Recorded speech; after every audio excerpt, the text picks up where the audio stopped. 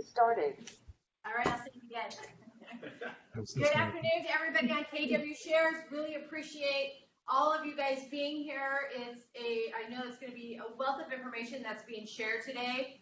In these constant changing times and with lending and all the sales and all the buyers and everything that are out there.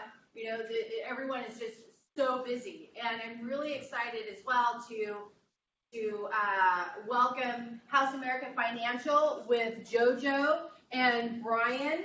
So they have a very special guest as well on today's show, right? So I would like to introduce JoJo with House America Financial, and he's going to get our party started and going to give the introduction to our guest speaker. Hi, Brian. Good morning, everyone. Good afternoon, I should say. So today, in our strive to always add value, each time we get together in conversations like this, we have a very special guest, Levon. I think Levon is right there. I see him on the right of my screen. Hi, guys. Hi. He's a certified appraiser, well experienced, many years on the job, and he does a lot of business with House America Financial. So the lay of the land for this afternoon is Levon will, give you some in-depth information on appraisals and value and what's going on in the market trends today for about 20 minutes, give or take. And then for 10 minutes thereafter, he's going to open it up for questions and answers for everybody. And then after that, we're going to thank Levon, and then Brian will say a few words, and then I will say a few words. And, she'll be right back. And then Stephanie will close it up for about roughly an hour or less today. So without further ado, I'm going to turn the table to Levon, please. It's all yours. Thank you, guys. So my name is Levon Bagdasarian. My company name is Cartwright Associates. I'm a certified residential appraiser. I work primarily with the banks, and I'm also considered a fee appraiser, which means that you could hire us as independently if you need an appraisal for tax purposes, divorce, or your client wants to know what the valuation is. But I would say 90% of it is mainly working with the banks. So the stuff that we're going to kind of talk about and go over will be more structured towards what the banks are looking for and what Fannie Mae, Freddie Mac guidelines are when it comes to the appraisals. So I think from my past experience, what I've noticed that is always beneficial to everyone is the Q&A. So I'll kind of talk what I've been seeing currently, and then I'll open up a Q&A and try to answer as many questions the best that I can. As far as what's going on now with the COVID-19 as appraisers, most of us now, you'll see that we have to obviously wear the mask, sign the PED form in most cases. We'll have gloves on, and what I always do when I go out on the field, I try to tell everyone, hey, before I get out there, please have all the doors, lights on, so it just makes it easier. There's less touching, so it's protecting myself and the potential clients if they're in the house, or even you guys as the agents that are there meeting me.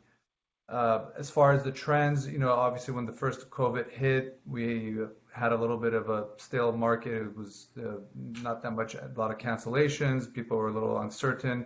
With the rates the way they are, things have been really, really picking up, and purchases have been starting to pick up on my end for the last 2 weeks. I've been seeing a good trend on that. Where the market is going now, it's hard to predict, of course, but normally we like to see at least a 12-month span before we can say, are we in a declining market, an increasing market, and stable market? But from what I'm seeing, the market looks seems pretty strong right now. So that being said, the most common things that I see that are always an issue, or I get asked all the time, what's the price per square foot on a house? And what's this area, for example, Pasadena or Glendale, what's the price per square foot? And that's just such a vague question because it all depends on the subject property as itself. As you guys know, every property is different than the other one. And what we normally do as appraisers, if, for example, our house is 2,000 square feet, we don't go based off price per square foot. We kind of try to bracket, because this is what Fannie Mae is looking for. We try to bracket the square footage between 20 to 25%, meaning if we're 2,000 square feet, we want to be in somewhat of a range of 400 plus or minus or exactly the same square footage. And we're always basing the valuation on the market. So whatever the market sales, the most recent sales, that's going to be your true market value when it comes to the appraisal. And based on that, we'll then have a price per square foot, and then we can kind of make our adjustments if the house has a swimming pool and et cetera, or all these other different features. So it's very important when you're looking at comps, you want to get the most recent sales.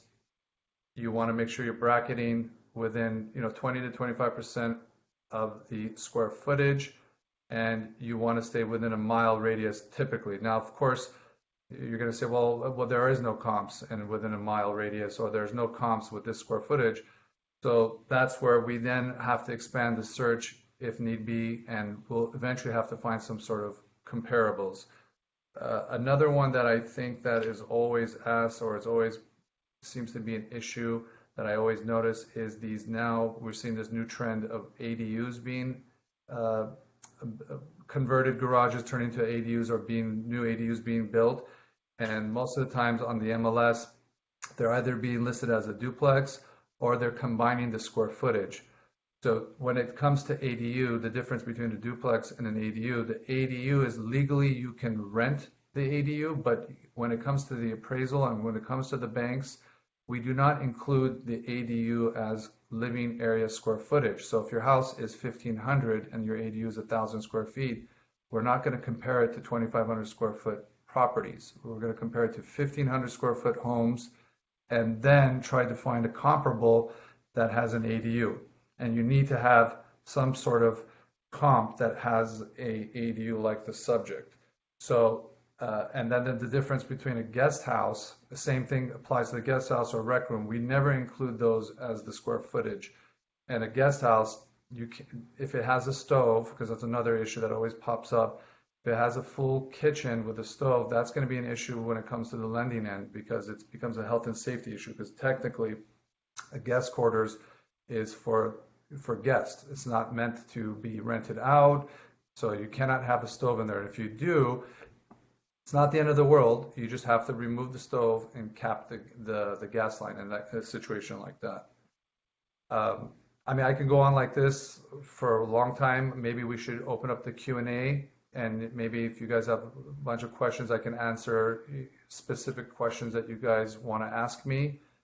Maybe there's a file that you guys are working on or a property you have questions about. So I'm more than welcome to start answering whatever questions you guys have for me. Real quick, yeah, because we're broadcasting too on the questions will be coming from our Facebook Live, right? So Okay. I'm just waiting for questions to come up. But I have a question for Of course. you, and Sure. thank you again for being on here. So there's a couple different ones, but we're really seeing obviously an uptick in massive multiple counteroffer situations. Yes. Everything is selling for 20, 30, maybe 40,000 over list price, right? I haven't gone in to figure out, okay, did they price it below market value or, because I know most listing agents are trying to be as competitive as possible to drive the price up exactly. So are you starting to see more appraisals maybe not coming in? I've had some conversations with people where, over the last week that a couple appraisals came down below what they were purchasing. So I'm wondering if there's an uptick on maybe appraisals not coming in, or is that kind of just random and just is hit and miss, kind of like it always is? Well, again, it just depends on the situation on every single property, but I have been seeing drastic, we're talking 15, 20% over the list price. And what happens in that kind of a situation, it all comes down to, are there comparables that the market would support that sell price? So for example, if the property was listed for $950 and it goes to $1,050,000, 100,000 over asking, there has to be, if you're going to go that high, you got to make sure that there's data or sales that have actually sold at $1,050,000 or higher to support that valuation. If there are no comps that are, because a lot of them, well, this one is inferior, well, you can just adjust up. It doesn't work that way. Again, With the banks, the key is it's based on whatever the market sales are. So I have been seeing, even I've had multiple, especially this last 2 weeks, multiple properties that have been way over asking, and I asked that, the first thing I asked, I said to the agents, do you guys have comps to support that? And if their question is, well, we really don't, or we have this that doesn't even make sense. For example, if the house is completely remodeled and they're giving me those comps as compared to an average condition home, that's not going to fly. One, with the appraiser. Two, with the review, because don't forget, whatever the appraiser comes in doesn't mean it's okay, that's it. We're smooth sailing. It still has to go through an appraisal review. And there's a collateral underwriting, so the appraisals get a score. So most of the times when these properties are way over asking, it's an automatic red flag in most cases. But to answer your question, yes, I've had many cases where there's only so much we can do based on the data, and I've had several cases where the appraisals are not coming in, the values are not coming in. But then there's a lot of them that have been. So I think with the way this uptick we've been seeing, hopefully there'll be more recent sales that we can use moving forward. Because with that little COVID in the beginning, there wasn't that many sales going on in March and April. So it makes it very difficult to tell the agents, or tell the bank, they're like, well, we had 25 offers, but that doesn't mean anything if there's no data to support that valuation. Right, exactly. So another question I have, it was interesting because I had a conversation with one of our agents this morning, and they had an offer, they were in escrow on a particular house, and the appraisal didn't come in, right? It was like 15,000, let's say, below, just for example, right? Right. And then that one fell out. They got another offer in at the price that it was in escrow for before, and then the appraisal came in. So how do you sometimes explain, such variances between appraisers, right? Or maybe it was new, like you said, new data that came in over those, that 2-week span or something? Well, again, it all depends on the appraiser that goes out, because let's say if it wasn't a purchase, if it was just a random refinance, and you send 10 appraisers, 99.9% you're going to get 10 different valuations.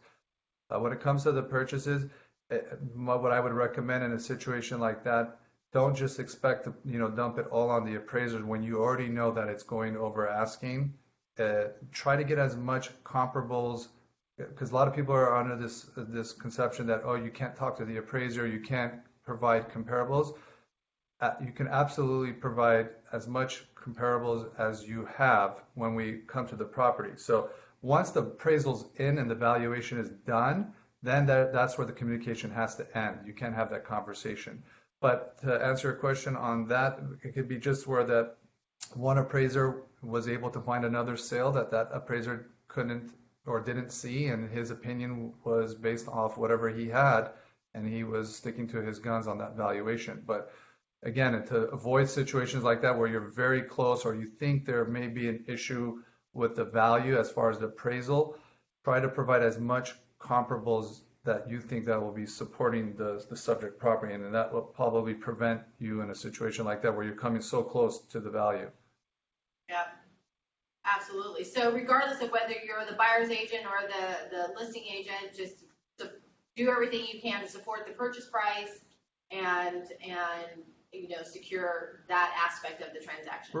Right, and just kind of like I was talking about earlier, try to make sure you're bracketing it, not just to give if our house is 1,500 square foot, don't give a 3,000 square foot comparable, a home that's 3,000 square feet that's sold, 500,000 higher, and say, here you go. It has to make sense. It has to bracket, and if you have good comps, then you shouldn't have an issue. Okay. I have a question. Is there someone? Yeah, okay, so one of our audience asked, what if there are no comps for the ADU? How would you price it? Again, nothing is based off cost. So because I always give people where you have a converted ADU, like a garage that's been converted to an ADU, or someone who builds a brand new ADU. and said, oh, I spent $200,000 on the ADU, so my property has to be worth, 200,000 plus. And that's not the case again. It's based on, if there is no ADUs that you can't find, at the end of the day, you have to have a comp with an ADU, because you have to compare apples to apples. You can't just say, well, there isn't any, and so just make up a number. It doesn't work that way. We have to have some sort of sale that has an ADU, so then that way the appraiser can say, based on the market, someone is willing to pay $100,000 more for an ADU, and then the ones that don't have the ADU, we can make that $100,000 adjustment. And normally, when it comes to a point where we can't find an ADU, what we'll do is then we'll expand the search.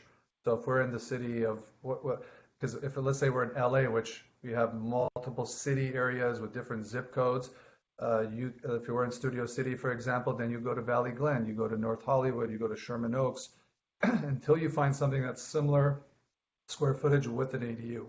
And once you've found those comps, then as an appraiser, then we can look and say, okay, well, the ADU seems to be going 50,000, 100,000, whatever that number is. Then we make the adjustments for the ones that are locally within your subject neighborhood. But you have to have a sale with an ADU. Okay, perfect. Thank you. Come on. Nope. So, Levon, one situation that came up recently for me. Once you have an appraisal done, can you hear me? Yeah. Once an appraisal is completed, is there such thing as an appeals process to the appraiser or the bank, or does that even work? Yeah. So what it's called a reconsideration of value. So again, once the appraisal's turned in, typically it'll go to, in this case, it'll go to the lender, whoever the loan officer was, and say, okay, this is the appraiser brought it in, this is what it came in at. And then that part is where now the agents cannot directly call the appraiser. They would have to contact the loan officer and say, well, we disagree with this. We have a couple other sales that we think that he missed. They would have to provide that information to the loan officer, and then they would then send it to the appraisal department.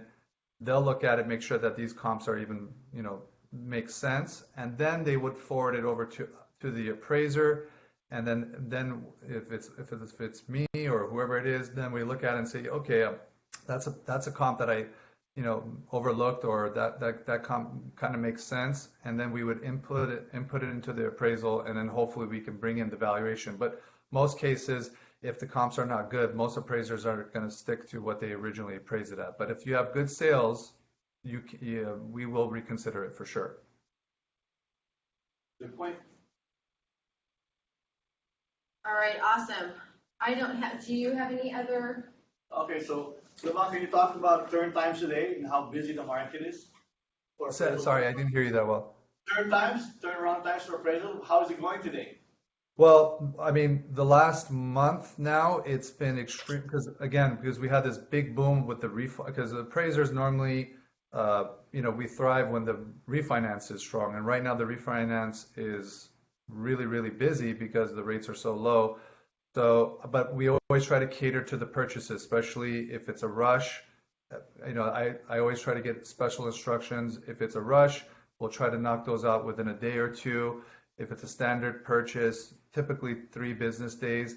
On the refinances, I just notify the banks and say, look, I may need 5 days on this just because I have to cater to the purchases, because those are the most important as they're new clients. Whereas the refinance, it's not as critical as it comes to these purchases. You have loan contingencies that need to be removed, or appraisal contingencies. So everything is dependent on this appraisal. So we try to cater to that. But from my experience right now, I mean, I can show you, I have a mountain of files, but it's typically 2 to 3 business days. From order to completion? Well, once we've seen it, I would say, once the inspection is completed, 2 to 3 business days, because again, once we get the order, we contact the clients or whoever is the contact person, but sometimes they're not available, and it's so hard to, especially in these busy times, I'm trying to schedule them with, let's say if I have multiple properties in Pasadena, I try to get it lined up properly rather than just going back and forth. But we try to get it as soon as possible, but sometimes it doesn't work that way, and we have to kind of work to the client's times and their availability. I do have a follow-up question also. With the audience that we have today, we have a combination of seasoned and maybe some not so seasoned. What tips can you give the agents today to prevent or to minimize reinspection of properties? So you kind of going back to the most important things. The water heater should always be double strapped. These are things that the banks are always going to ask. So if it's a tankless water heater, then we don't have that issue. You need to have a smoke and carbon monoxide, which I think pretty much everybody's up to date now on that. If it doesn't have it, there's, sometimes there's a retrofit that comes. So try to get those in. I normally, if I see if it's, they have the smoke detectors and they don't have, the carbon monoxide, I'll tell them, if you have time, go get one, put it in. So that way we save time, save money for the client as well, because it's all about time and re-inspecting, and the banks will charge you for that. The other things that if it's an FHA, we can discuss a little. I don't know how many people are doing FHA loans, but FHAs, they're much more strict because now you're dealing with HUD. So there we have to make sure that obviously the water heater is double strapped, all bedrooms have smoke detectors, and of course carbon monoxide. If there's any wood chipping or stucco, depending on the exterior of the house, that would have to be repaired. If the heater is not functional, that would have to be functional because you have to have adequate heating in the property. The electricity must always be on, because sometimes we have these vacant homes and the power's off. The banks will not lend on it. It'll be a subject to, and they'll want us to come back and show that the power and the electricity is on. What else could again, going back about the guest house or rec rooms, if they have an unpermitted area or an illegal, or even a permitted guest house, but it has a stove in there, or in a garage that's been converted, they have a stove inside, that must be removed and the gas line must be capped. So, or else there's what they call is a 442, it's a reinspection. The appraiser will come back and make sure that these things have been addressed. Just to ask a follow-up question, so when you go out to do an appraisal, do you expect all utilities to be turned on? So the power must be on, of course, and water. If it's not, then it's going to be an issue with when it comes to the lender. They're going to say we need the power on. And gas too? A gas is required when it's dealing with FHA, because that's when we have to test the heating, we have to test the stove, we have to test all the appliances. As far as single families, most people, especially when they're vacant and they're doing, staged furniture and stuff, a lot of the times the gas is turned off, and as appraisers, we're not going to dabble with that and risk blowing up the house or us getting hurt from it. So we won't touch that. But gas, we normally, if it's conventional, we don't really look at it. We just make sure that the power's on, everything else looks good. Good points. All right, wonderful. No, does anybody have any additional questions? I don't have any more in the comments, but it's all great stuff, and another. The appraisers are part of the team, right? It's all we make it work. Yeah, we all try to make, we're not miracle workers. We try to do our best out there. We try to make, everything work, but in most cases, if the value is not there and there's no data to support it, there's only so much we can do as an appraiser, because at the end of the day, we are being scrutinized and reviewed by the reviewers and our licenses on the line. So we want to do our due diligence, get as much data as possible when it comes to these additions, these bootlegs, or there's discrepancy on title, public records, and then the MLS always shows like a larger square footage. So we try to do the best we can, gathering all the information, and obviously we want to make everyone happy, but in the same time, if the value is not there, the value is not there. Yeah, very good. Well, I don't think, nope, we don't have anything else, so much appreciated. Thank you. My pleasure. Anytime. All right, Levon, thank you very much. Happy 4th of July weekend. Thank you. Likewise to everyone. Be safe All right. out there. Bye. Bye. So next up is our very own Brian Kim. I see him over there in our screen. There he is. So Brian, floor is yours. Thank you, Jojo. Stephanie, how are you? Nice to see you. See you. So I know we've had several of these classes over the last few weeks, and I always try to come with some updates and some new information. But unfortunately, I think we all kind of sound a little bit like a broken record because what hasn't changed over the last few weeks has just been the market's been extremely competitive and very hot and very active. And so it's an exciting time to be in mortgage. Rates are fantastic, probably a little bit better today than they were a few weeks ago, but not that same dramatic drop that we saw maybe 4 or 5 months ago, where we saw rates go from kind of high threes to low threes.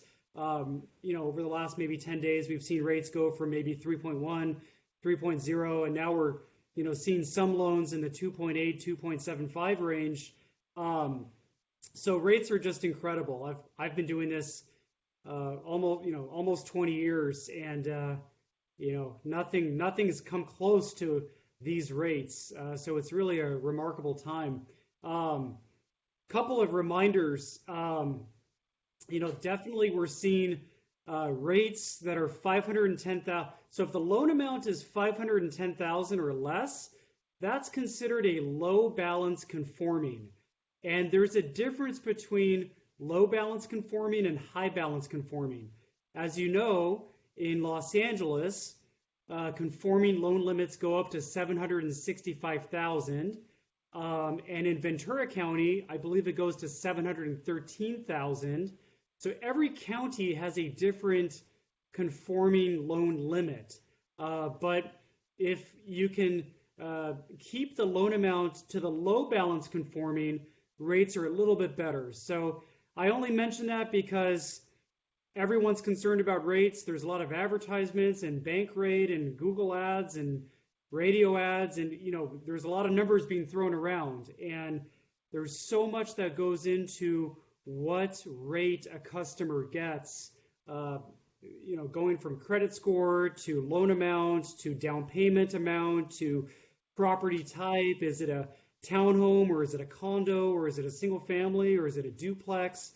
There's so many different inputs that go into what rate a consumer gets that you can't just look and see these advertisements and think, okay, that applies across the board.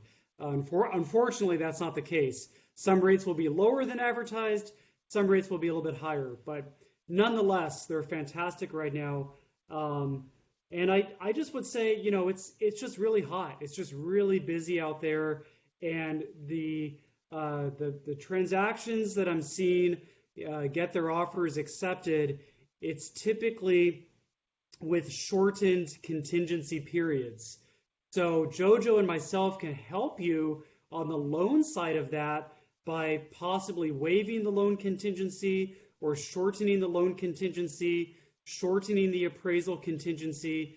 But our ability to offer that and to do that for you is really dependent upon how strong of a pre-approval we get up front, how complete of an offer, how complete of a file do we have before you make that offer.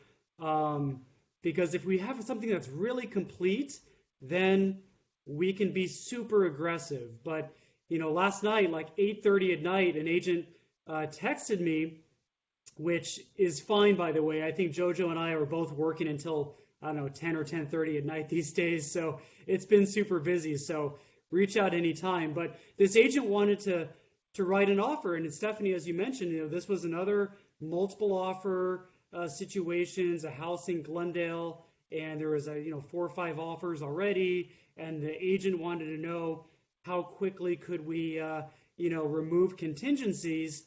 And at that point, I only had spoken with the buyer and run some rough numbers, but haven't seen any pay stubs or bank statements, haven't run the credit, haven't seen the tax returns. And here we are at 8:30 at night, and they saw this house that they fall in love with, and they want to make an offer, but they're just not in a position to be super aggressive. So, the pre-approval is it's not very difficult. There's no cost or obligation for it. So I think serious buyers need to reconsider their resistance. And most do not have any resistance. But if there's some hesitancy to provide documentation to a trusted lender and go through the process, there's really very little downside, and there's a whole lot of upside to just preparing themselves and putting themselves in the best position possible. So, in a different market, if it's not as competitive, I think, buyers can take their time and be slower in that process. But in this market, I think what ends up happening is they hold off sometimes in getting pre-approved and running the credit and going through the process, which is generally pretty fast and it's easy. But then on the backside, there's frustration because offers are not getting accepted and they don't understand, and they might get upset with the agent as to why they're losing out on some of these properties that they love. And I think a lot of that can be avoided if they were just better prepared and let the agent take the lead, let the loan officer take the lead. We're working in their best interest, and we want to find them the best house at the best price at the best rate. And, that's what our job is here to do. So. Go ahead, Stephanie. No, and I totally agree with you, and I think the agents need to be a little bit more aggressive and really be able to tell the narrative and tell the story to their clients is like, hey, if you get all your ducks in a row, we could basically have almost present the offer as though it's all cash. Like you said, not having to have the loan contingency in there, right? Or maybe not the appraisal. It depends on how strong that they feel it, that they feel about the price. But there's just so many, additional things that they could do to enhance the offer if they really just, educate their buyers on being as proactive as possible in getting approved. So I appreciate that. I think I would love for you guys to kind of sell your services in this aspect alone, because are you still in a position to where you guys can close quickly? Because what I'm seeing too in some activity with other lenders, that their inability, having to ask for extensions, right? Okay, we can't close it in the 30 days that we thought, but we'll have to do 40, 45, etc. And then we're seeing per diems and all that kind of stuff based on extensions. How are you guys, has that changed for you to where the process is taking a little bit longer to close? No, not really, Stephanie. We're still closing deals in, between 15 and 21 days. I would say let's not have every transaction be 15 days because that's a bit much. But, if it's really needed, Jojo and myself can make it happen. But again, it just goes back to how complete of a file do we have on day zero and how motivated is the client, the buyer, in the transaction to get us exactly what we need and let us help lead them to the finish line quickly. I think we're still able to close quickly. We can still do appraisals in 5 to 7 days. That's not really an issue.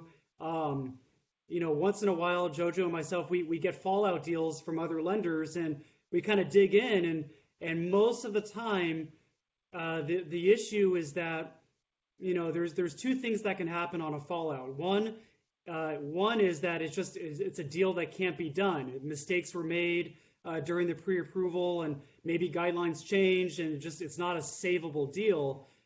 And then the other more hopeful situation is, okay, maybe the lender didn't package it the right way. Maybe they're just not taking control of the transaction, but we can jump in and save it. But in both cases, again, it goes back to a sloppy pre-approval up front and not telling the agent and the buyer exactly what's needed, maybe rushing a pre-approval letter out without having looked at all the documentation and not having asked the right questions.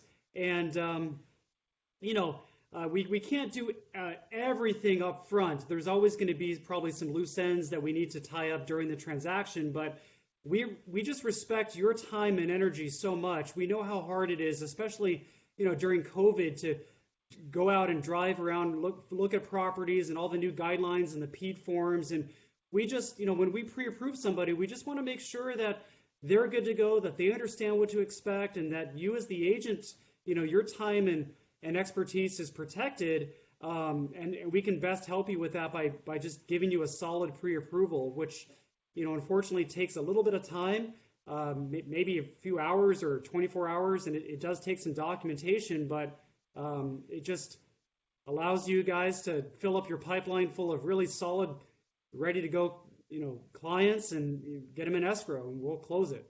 So.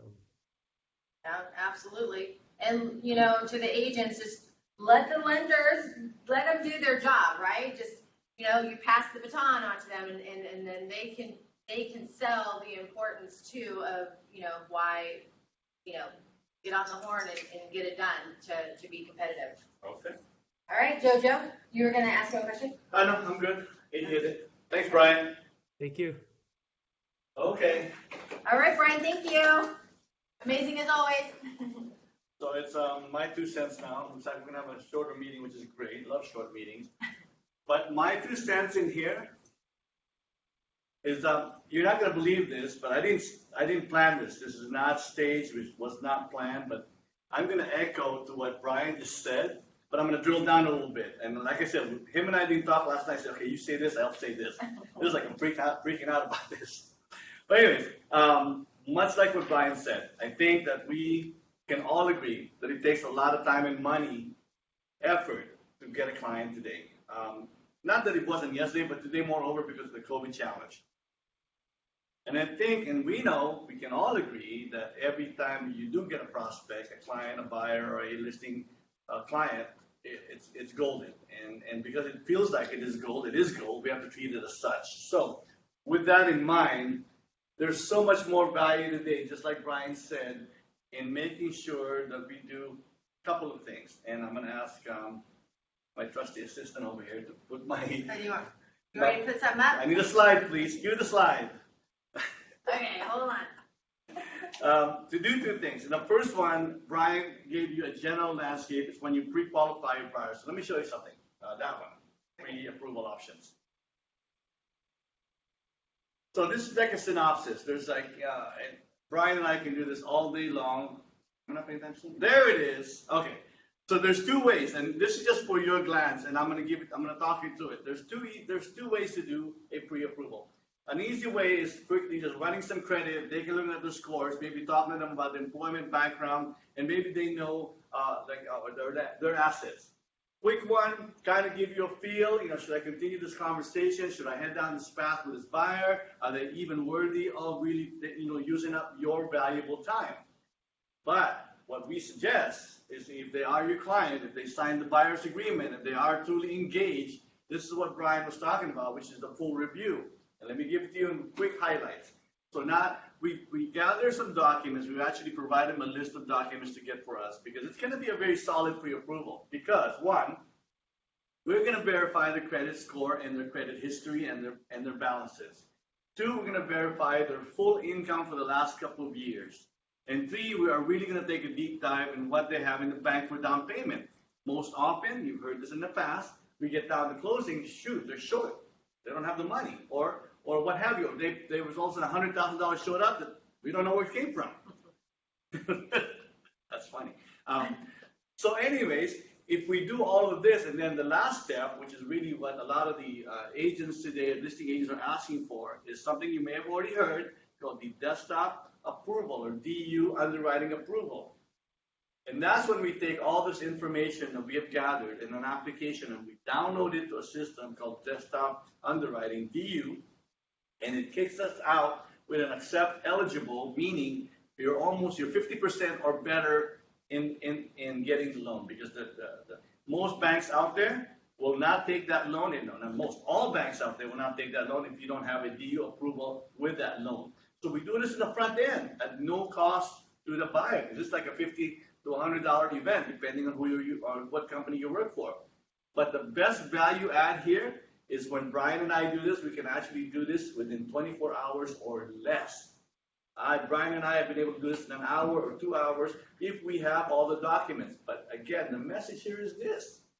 If the buyer, the client, is hesitant, there's an old saying, right? GIGO, garbage in, garbage out. If you don't have all the information and data, you may or may not get the correct or accurate pre-approval. But if you do, it leads to the following: a clean pre-approval, a very strong offer, because you can have all 4 items we just talked about: the FICO, asset, DU, and a pre-approval letter to support that. And more than likely, you not only close, but maybe you can close earlier. Sometimes 10 to 15 days. I can submit to you, I've done those deals. I'm pretty sure Brian has as well. But that's why the pre-approval is such an important event. Cue the next one. I want to show you something. And check this out. The type of questions that we would ask typically, that looks like a lot, but really it's not, so don't freak out. Most of it is their background information and personal information. Address, name, social security, current address, social security, where do they work, how long, and what do they think they make. If you take down and look at it, it's very, very simple. It takes 5 minutes to answer the questions. And with that, we can do a lot with this information and get started. And then, supported by some documents that we asked them for, it can be a magically strong pre-approval that you will hand to the listing agent. Not only impress the listing agent, but moreover, you will probably be put in front of the line if there's multiple offers on that property. So, pre-qualifying your clients is very expensive, very, very important, not expensive. But then the second value add message for today is for those of you who are listing agents and strong listing agents. And I've been here now a couple of weeks, and I'd like to encourage all of you. The second nugget for today, if you're a listing agent, is take advantage of the 2 resources you have here, Brian and myself, to cross-qualify your offers, especially if you're receiving multiple offers. Believe it or not, the process is exactly what we just showed you a second ago, but this time we're doing it to a person that's making an offer on your listing. Because if you're going to accept that offer, you're going to want to make sure, and in common sense tells all of us that they can close not only on time, but maybe even close earlier. So when we apply that same process we just saw on the screen to your offers, multiple if you want to, we are more than happy to do so. But then you get to make some very intelligent decisions, especially if the offer pricing are either the same or similar, or just a few $1,000s with each other. But the point here is this, and I think I speak with all of us at House America Financial, that we always want to continue to add value to you guys in your transactions. But moreover, because clients today are not only hard to get, but very difficult because of the process that we're going through with COVID, we want to save every nugget that you find and make it turn into a closed transaction, add value to everyone, add value to the office, add value to the company. That's my 2 cents today. All right. Thank you, JoJo. Any questions? I do not. Hey, Brian, do you have any questions? Okay. So, I think that's all we have for you. I don't see any more questions yet, but we definitely am greatly appreciative of House America Financial and JoJo and Brian.